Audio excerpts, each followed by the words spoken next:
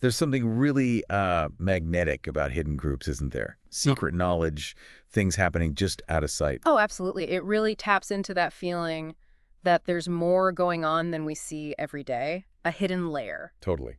And that's exactly what we're getting into today. We've pulled together quite a bit of research, articles, and whatnot to really explore the reality behind secret societies. Mm-hmm. You've likely heard the myths, the legends. Right. And our goal here is to cut through some of that noise, maybe get a clearer picture. Yeah, the plan is to nail down what a secret society actually is, look at some major examples, historical and, more modern ones, Okay. figure out why they even form in the first place, and, crucially, try to separate the solid facts from, well, the wilder conspiracy theories out there. Okay, sounds good. So to kick things off, what are the absolute must-haves? What makes a society secret in the way we're talking about it? Well, fundamentally, you're looking at a group that's united by shared goals, could be beliefs, specific aims, maybe rituals they all practice. Right. But the key thing, the absolute core, is that they operate mostly in secret, hidden from the public eye. So like their membership lists are secret. Yeah. Or what they do. Often, yes. Who's in it, what they're actually doing. Hmm. Sometimes even the fact that the group exists might be denied or just kept really mysterious. So it's definitely more than just, say, a private golf club or something. Exactly. It's that deliberate hiding from public view that's central. And this often involves things like, special signs, maybe secret codes, ceremonies only members attend. Uh-huh. And beyond just being private, there's often this undercurrent, or at least a popular belief, that they might be pulling strings behind the scenes. Influencing things? Yeah, influencing politics or culture, maybe finance, operating from the shadows, so to speak. Right, okay. That idea of hidden influence is huge. But are these groups real, historically? Right. Or just good stories? Oh, they are absolutely real. Secret societies definitely have a long history, no question about that. Are they all the same? Not at all. And that's super important. You really have to distinguish between groups where we have, solid historical documents, real evidence, Mm-hmm. and those that exist more in rumor, speculation, maybe a bit of folklore. So not every group that likes its privacy is plotting world domination. Definitely not. You've got things like private social clubs, even some academic societies with closed memberships. They're private, sure, but that's worlds away from groups accused of, actual conspiracies to manipulate governments or global events. Okay, that distinction's clear. Let's dive into some of the famous ones then. The Freemasons, they have to be one of the first people think of. They're a classic example for sure. The Freemasons, their roots go way back, actually. Middle Ages. Started with guilds of stonemasons, the guys who actually built cathedrals and castles. Ah, so like a trade union almost. Initially, yeah, very much a craft guild, but over centuries it evolved, became more of a fraternal organization focusing on moral and spiritual values, self-improvement, that kind of thing. Interesting path. What about all the secrecy then? The handshakes, the symbols like the compass and square? They definitely have their traditions. Ritual symbols, the compass and square being the most famous, and yes, specific ways members recognize each other, like handshakes. But are they still super secret now? It's complicated. Many Masonic lodges today are actually pretty open about who they are, their charitable work. Okay. But that historical legacy of secrecy, it really sticks. It's fueled all these persistent myths about them secretly running governments or controlling world events. So the reputation kind of outlives the reality, maybe. In many ways, yes. It shows how powerful that secret label can be, even when things become more transparent over time. Yeah, once it's there, it's hard to shake. Okay, what about the Illuminati? Talk about a group tied to conspiracy theories. They're huge in pop culture. Right. The Illuminati, the historical Illuminati were actually quite different from the, all-powerful shadow government people talk about today. How so? They started in Bavaria, which is now part of Germany, back in 1776. Their founder, Adam Weishaupt, had a pretty clear goal: promote Enlightenment ideas. Like reason, science. Exactly. Reason, secularism, personal freedom. They were actively opposing the control they felt religion and traditional governments had over society. They wanted rational thought to lead the way. So more like a radical reading group with secret meetings. Kind of. I mean, they were secret. Their membership lists, their specific political aims, that was all kept under wraps. Okay. But here's the thing. The original group was pretty small and didn't last long at all. They were basically shut down, disbanded by the Bavarian government by 1785. Wow, that fast. Yeah. So The modern idea of the Illuminati controlling, pop stars and banks and everything. Right, the stuff you see online. That's almost entirely based on later conspiracy theories. There's really no credible link between that historical Bavarian group and these huge modern claims of world domination. It's amazing how that name just got co-opted then. Totally. It's fascinating how a small, short-lived historical group became this massive symbol for hidden control. Says a lot about our anxieties, maybe. Yeah, definitely. Okay, shifting gears a bit. Skull and Bones at Yale. That one feels, I don't know, more concrete somehow. We know actual famous people were members. Skull and Bones is a good American example. Founded 1832 right there at Yale University. It's basically an elite senior year student society. And its purpose. Primarily, it seems to be about creating a network, identifying potential future leaders and building connections among them. The secrecy is around their rituals, what actually goes on inside the tomb they're building, Right. and of course, speculation about how much influence this network actually wields later in life in politics and business. And the reality check. Yeah. We have seen some very powerful alumni. Oh, absolutely. You've got presidents like Bush Sr. and Jr., cabinet secretaries, leaders in finance, intelligence. And the list is pretty impressive. So the network is real. The network is definitely real and undoubtedly powerful. The idea is that these bonds formed at Yale help members rise, they support each other, whether that constitutes an active conspiracy to manipulate events or just, how elite networks function. That's the big question. Right, the difference between networking and conspiring. Exactly. It highlights that gray area. Okay, let's touch on the Rosicrucians. They sound a bit more mystical. They definitely lean more towards the mystical and esoteric side.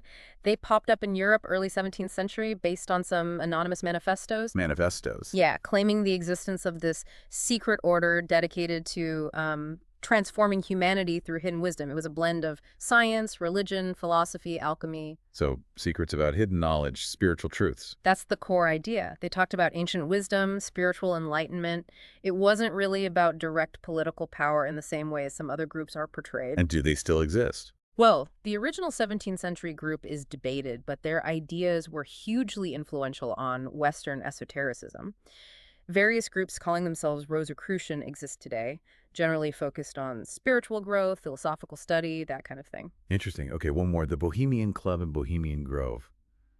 That one always sounds a bit weird. With powerful men meeting in the woods. Right, the Bohemian Club. Started in San Francisco, late 19th century. It's a private men's club, originally artists and journalists, but now heavily includes politicians, business leaders, CEOs, high-ranking officials. And the Grove. That's their annual summer encampment in a huge redwood forest in Northern California. It's highly private, involves various talks, entertainment, but also some rather unique ceremonies like the cremation of care. Okay. And because it's this gathering of incredibly powerful men held in strict privacy. It fuels rumors. Exactly. Rumors about political deals being struck, secret plans being made, all that stuff. The secrecy itself is the main driver of the speculation. So the gathering is real, the attendees are powerful, but what actually happens is mostly kept under wraps. That's pretty much it. It exists, it's exclusive, and the privacy invites all sorts of conjecture. Got it. Okay, we've looked at some big examples. But stepping back, why did these groups even start? What are the common reasons or motivations behind creating a secret society? You see a few key drivers appearing again and again throughout history. One major one is simply protection. Protection from what? From persecution, maybe? If you hold religious beliefs or political ideas that are unpopular or outright banned by the ruling powers, going underground, forming a secret group, is a way to survive and keep your ideas alive. Makes sense. What else? Exclusive networking is another huge one. Creating a tight-knit group where members help each other get ahead in their careers and politics, building wealth. It's about leveraging those connections. Like Skull and Bones, maybe? That seems to be a big part of it, yes. Yeah. Then there's the pull of shared beliefs, especially if those beliefs are unconventional. Like the Rosicrucians. Or other groups focused on hidden knowledge, spiritual paths, or just a unique worldview they want to explore only with trusted initiates. It builds community around those shared secrets. And finally, sometimes it's about rebellion, actively challenging or trying to undermine existing governments or powerful institutions like the church. Historically, some societies formed explicitly for that purpose. Right. Protection, networking, shared beliefs, rebellion. Covers a lot of ground. It really does. The why can be quite varied. Okay, now let's tackle the elephant in the room, the thing that gets so much attention. Conspiracy theories. Hidden groups running the world, controlling everything. How do we square that with the reality we've discussed? Well, as we saw with examples like Skull and Bones, there's often a kernel of truth that gets blown way out of proportion. Dang. Meaning, yes, members of some exclusive or secretive groups have achieved positions of significant power and influence. That part is demonstrably true. It gives a sort of surface plausibility to the bigger claims. But it's a huge leap from some members are powerful to this group secretly controls everything. Exactly. That's the massive jump that lacks credible evidence. The idea of one single hidden master group, whether you call them the Illuminati or something else, orchestrating all major world events, controlling all the banks, the media, starting wars, causing pandemics. Yeah. There's just no solid proof for that kind of overarching unified control. Think about the sheer complexity of the world. The idea one small group could manage all of it in secret is, well, it strains credulity. It does seem like the secrecy itself is the breeding ground for these huge stories. Absolutely. Secrecy is like a vacuum, and human nature tends to fill vacuums with explanations. When things are hidden, when we don't know what's going on, our minds tend to invent narrative. And often the most dramatic ones stick. Right. Fear of the unknown, suspicion of power, it all feeds into it.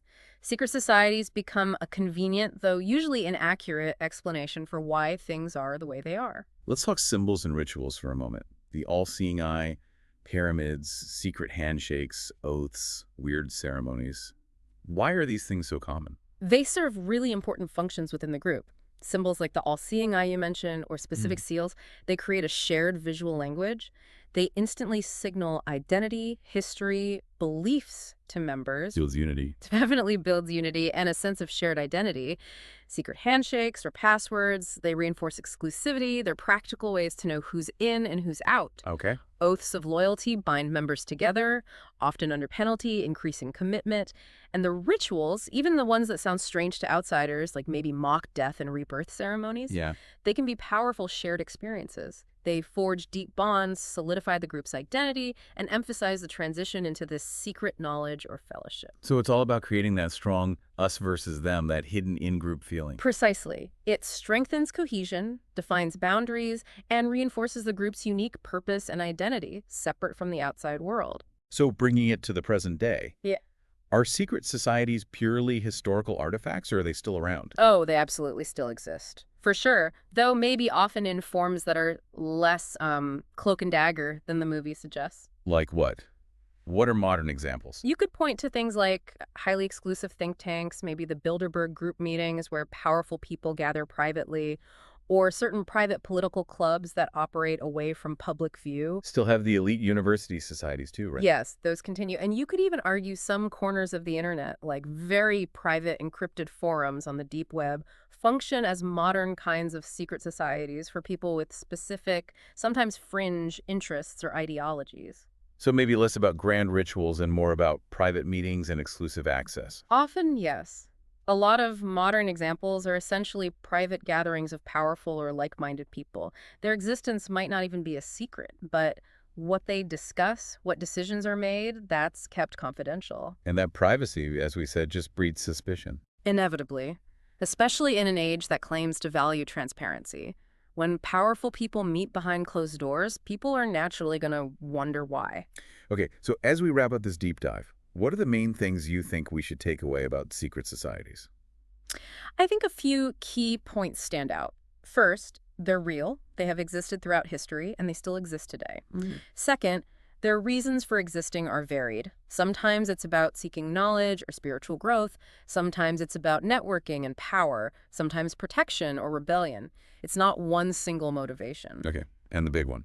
The big one is that while some groups have certainly wielded influence, sometimes significant influence, the idea of a single, unified, all-powerful group secretly controlling the entire world, there's just no credible, verifiable evidence for it. It's more complex than that. Much more complex. The reality is messier, more nuanced than one big conspiracy theory allows for.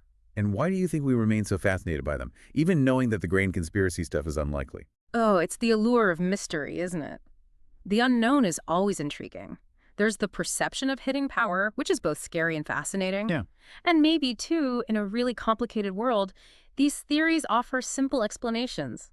It can be comforting in a strange way to think someone is in control. even if it's a shadowy group. Hmm. Interesting point.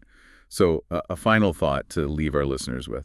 Well, thinking about today's world, so much data, so much supposed transparency, everything connected, it makes you wonder, doesn't it, if traditional secret societies are maybe less relevant? What new forms might secret influence be taking?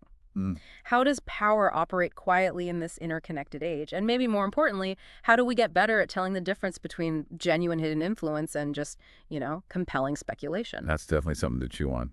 How to stay critical and discerning in a world full of information Yeah. and misinformation. Lots to think about there.